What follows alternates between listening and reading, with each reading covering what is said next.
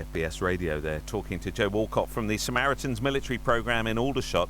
Well, this afternoon, 1,500 ceramic flowers are going to go on show in Epsom to mark World Mental Health Day. They've been planted by members of the public at art therapy workshops run by Friends of Horton Cemetery, where 9,000 people were buried after living at psychiatric hospitals around Epsom.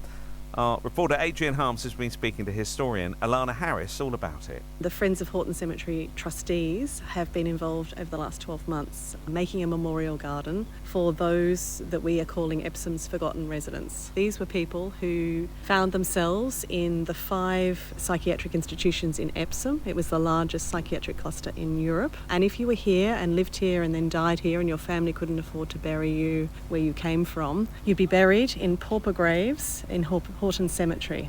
Horton Cemetery is diagonally opposite the Hook Road Arena, and it's a site of national, perhaps even international significance, but you wouldn't know it to look at it. During its day, when it was a cemetery, from 1899 to 1955, and then up until 1983, it had a gardener, it was cared for. There were graves there that had some headstones on them or grave markers. People that had relatives there could come and visit them, and it was very well taken care of. The land was sold to a property speculator in 1983 when they were closing the hospitals and moving the patients towards care in the community, and indeed the hospitals towards property development. And since that time, 40 years on, the site has become abandoned, derelict. The property speculator pulled out the headstones that were there on the graves, some headstones and all of the grave markers, and it's been left to grow wild. And we're sort of very concerned actually about the state of the site too. Sort of badgers are digging up the bones, there's been some fly tipping. It's this site of huge international importance because it is this largest psychiatric cemetery in Europe. So our project is working towards the eventual reclamation of that land if possible, but in the meantime we've been making a memorial for the 9,000 people that are there on a 5-hectare site without any memorial to their names, their stories. So we've invited members of the public to paint a flower to remember a patient, and we will unveil our memorial garden of 900 flowers for 9,000 patients, but in fact more than 900 because 2 local schools became very excited about the project and learnt about it in the classroom, learnt through history and art, and made some flowers for us. So in fact we have 1,600 flowers to plant. Well, we'll have a look at some of the flowers in a moment, just so our listeners are fully aware that the memorial isn't at the cemetery itself. It's going to be here in Horton. Yes, we weren't given permission to plant on the periphery of the cemetery site, and of course the cemetery site itself is owned by a private individual who won't allow anyone to get access. That's really sad, isn't it? It really is. We're working to restore the land to public ownership so that at the very least those that have got relatives there can visit their graves, but we'd like to make a memorial garden and a permanent marker to the 9,000 people that are on that land. And there might be people listening who say, well, crumbs, that's terrible. You could have a cemetery that can fall into developers. How on earth could that happen? It's a bit of a mystery why it was sold in the first place. But, now 40 years on, I think maybe about changing attitudes to mental health, we realise, those that have painted flowers for the patients all feel that we really need to do the right thing by those that are there, to give them dignity in their death, to restore their humanity, and to try to find ways to remember some of Epsom's history and begin to grapple with some of that history too. There must be some really sad stories with some of the people who are buried in the cemetery that go with Epsom. There are some sad stories. We chose 10 to actually have the public engage with and to paint with. So you have Sylvester Fury, who was, a lot of people sort of said, was a bit like an Oliver Twist. He went through workhouses, orphaned, had a very, very hard life economically, and ended up in Epsom as somewhere that was safe for him to go, I guess, in some ways. We're not quite sure if he did have sort of mental health, psychiatric issues. Or you have Priscilla Jackson, who's on one of the banners here and who people have painted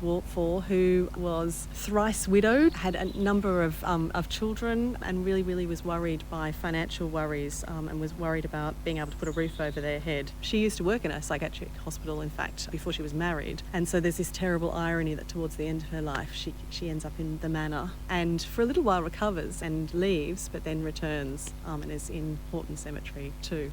We're going to have a look at some of the Yes, flowers. Let's have a wander across, because to describe to our listeners, tell us what the Horton is first of all, because lots of our listeners won't know what the Horton is. Of course. Well, the Horton was the chapel that attached to the 5 cluster of hospitals, and Horton got some money from the lottery fund, HLF, 12 months, 18 months or so ago, and now is this fantastic art centre and a great resource for the people of Epsom. And we have before us an array of multicoloured flowers, leaves, birds, poppies, tulips. And these have all been made. They were made by someone called Yvette Goddard, who's a ceramicist and who works out in Surrey, sort of towards Godalming Way. And we've invited members of the public to engage with art therapy and colour therapy. So when they read about a patient, they would think about how their lives made them feel. They would map the colours that elicited for them on the flower, and then to think about what might have made a difference for that person in their life and to match other colours. So you'll see when you look at the flowers, people have used a whole array of different colours,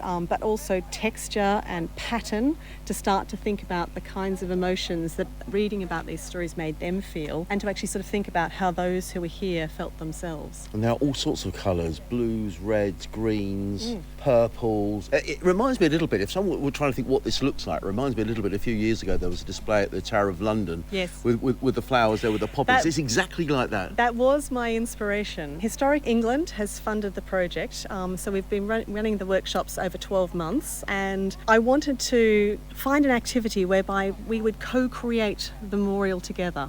So ultimately this is the people of Epsom, local people of all walks of life, from 3 to 93, people who are working in mental health charities, people with lived experience, teenagers, have all participated in the workshops. And I wanted to find a way whereby people could basically create a flower that is as individual as the 9,000 people on the cemetery site, but also pour something of themselves into it. And the kind of conversations that have come out of the workshops where people have talked about their own mental health struggles, those of loved ones, the ways in which in painting, the therapeutic aspect of being able to paint and experience the emotions and think about how it was 100 years ago for people, how it is now. And of course the really sad thing about some of this is that the stresses and strains, and particularly sort of the economic downturn, were issues that came forward too. I mean, poverty is, there's a very strong link between poverty and depression. Obviously our attitudes to disability and how some of these things have changed and shifted, but others, we still have a long way to go to think about how we include people with disabilities and mental health issues in our life. This particular one... So this is sort of light blue and green, reds, yellows, different colours on and there. it's a poppy shape. So this was painted for George Pelham, who survived the sinking of the Titanic, and then his submarine was sunk in the First World War as well. And then he had, I guess the strain of it, we'd now say post-traumatic stress disorder, meant that he survived both of those? He survived 2 sinkings. Wow. And then had a breakdown. And the gentleman that painted this through Mary Frances Trust, a mental health charity, was reflecting himself about being here in Epsom in the 1970s. I'm a professional historian, so I sort of do these in the classroom to 20-somethings, teaching about the history of mental health and life histories, but being able to take this to the public and to have local people engage with their history, our history. I live around the corner, so this is my history too, and the extent to which, I feel that those of us that now benefit from access to the land, to the trees, and indeed, live very nearby to the cemetery, we have a responsibility to make sure that the right thing is done by the people there. Alana Harris in Epsom on World Mental Health Day. It's BBC Radio Surrey, and that's the Friends of Horton Cemetery. Time is now